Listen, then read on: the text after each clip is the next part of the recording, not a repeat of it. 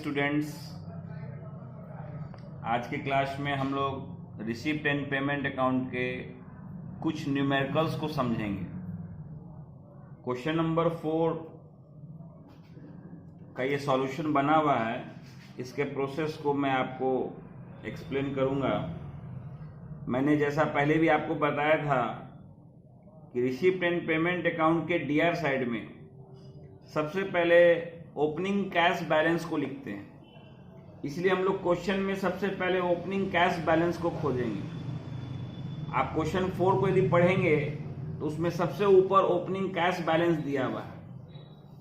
Opening cash balance को हम लोग टू बैलेंस बीडी के नाम से लिखते हैं। ओपनिंग कैश बैलेंस दो प्रकार का होता है, कैश इन हैंड और कैश एट बैंक।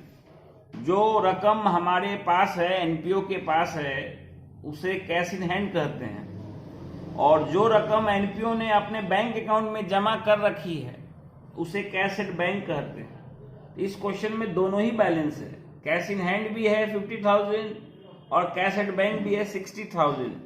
सबसे पहले रिसीप्ट साइड के सबसे ऊपर टू बैलेंस बीडी से हम लोग ओपनिंग कैश बैलेंस को लिख देंगे, कैश इन हैंड को भी लिख देंगे और कैश एट बैंक को भी लिख देंगे। इसके बाद आप जानते हैं कि इस अकाउंट के डीआर साइड में सभी कैश रिसिप्ट्स को दिखलाते हैं, जबकि सीआर साइड में सभी कैश पेमेंट्स को दिखलाते हैं। तो हम लोग क्वेश्चन पढ़ेंगे और हमें बस ये डिसाइड करना है कि कैश आ रहा है या जा रहा है। यदि हमें लगेगा कि कैश आ रहा है तो उसको हम लोग रिसीप्ट साइड में लिखेंगे, और यदि हमें लगेगा कि कैश जा रहा है तो उसको हम लोग पेमेंट साइड में लिखेंगे। कुछ आइटम्स इसमें नए हैं जिसका नाम आप नहीं जानते हैं या मीनिंग्स नहीं जानते हैं, तो आप घबराइएगा नहीं, नेक्स्ट क्लास में उसका मैं डिटेल करूंगा। आप देखिए, ओपनिंग कैश बैलेंस के बाद दे रहा है सब्सक्रिप्शन।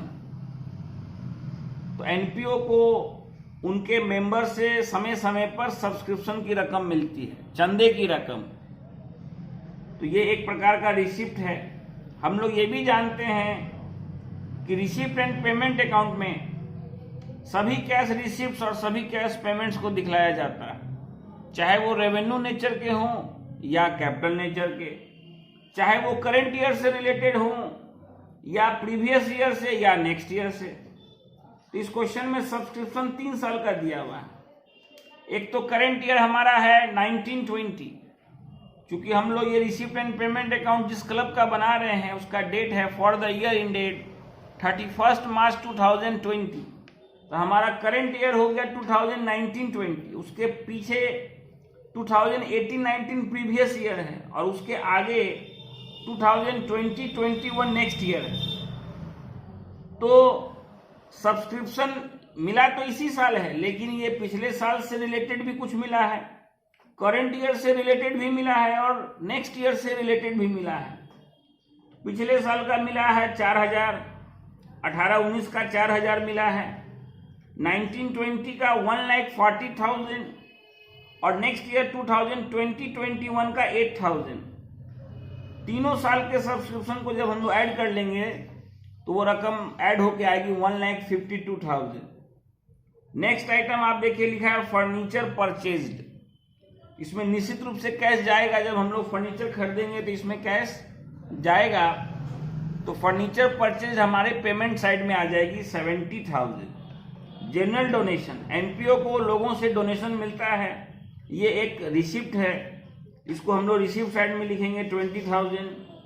डोनेशन फॉर टूर्नामेंट, ये एक प्रकार का स्पेसिफिक डोनेशन है। तो किसी भी प्रकार का डोनेशन हो, जनरल हो या स्पेसिफिक हो, उसमें कैश आ रहा है, इसलिए इसको भी हम लोग रिसिप्ट साइड में लिखेंगे।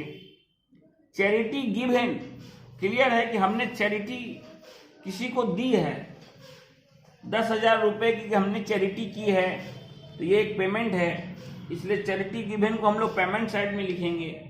मैच एक्सपेंसेस भी एक पेमेंट है, ये भी पेमेंट साइड में आएगा 30,000। सैलरीज, एनपीओ अपने स्टाफ्स को समय पर जो सैलरीज देती है, ये भी एक पेमेंट है 63,600। ओनोरेडियम, ये एक नया आइटम है, इसको मैं बाद में डिटेल में बताऊंगा। अभी आप ये मान के चलिए कि एक पेमेंट की आइटम है, जो लोग हमारे रेगुलर एम्प्लॉय नहीं है उनको जो हम पेमेंट करते हैं वो ऑनोरेरियम होता है, और जो रेगुलर एम्प्लॉई हैं उनको जो पेमेंट होता है उसे सैलरी कहते हैं। ये सैलरी से कोरिलेटेड है।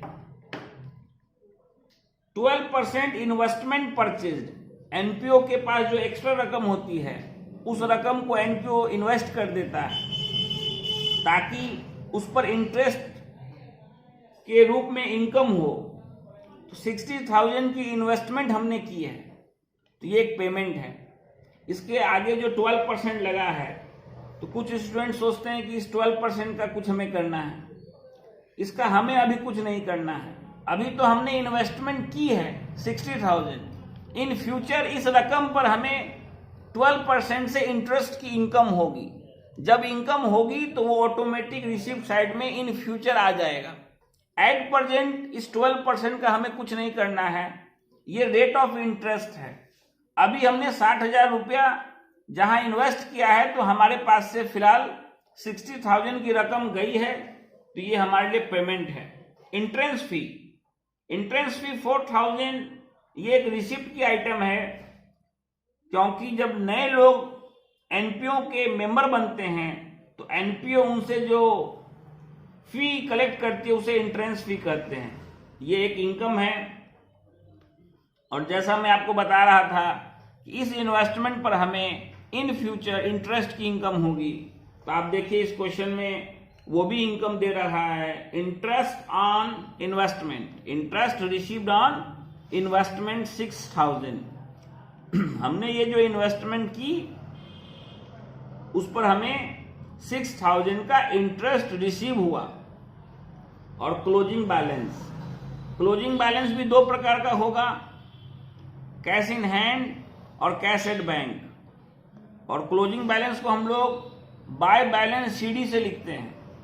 तो कैश इन हैंड तो दिया हुआ है क्वेश्चन में 24,000, लेकिन कैश एट बैंक मिसिंग है, यही हमें निकालना है।